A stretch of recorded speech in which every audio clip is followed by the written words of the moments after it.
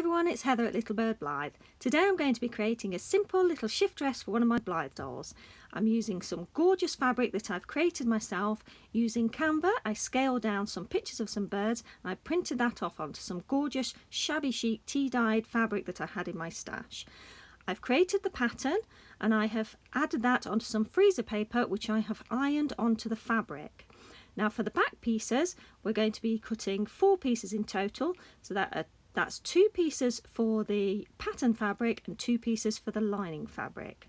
And for the front, we're going to be cutting it on the fold, but we'll be creating 1 piece of the patterned fabric and 1 piece of the lining fabric.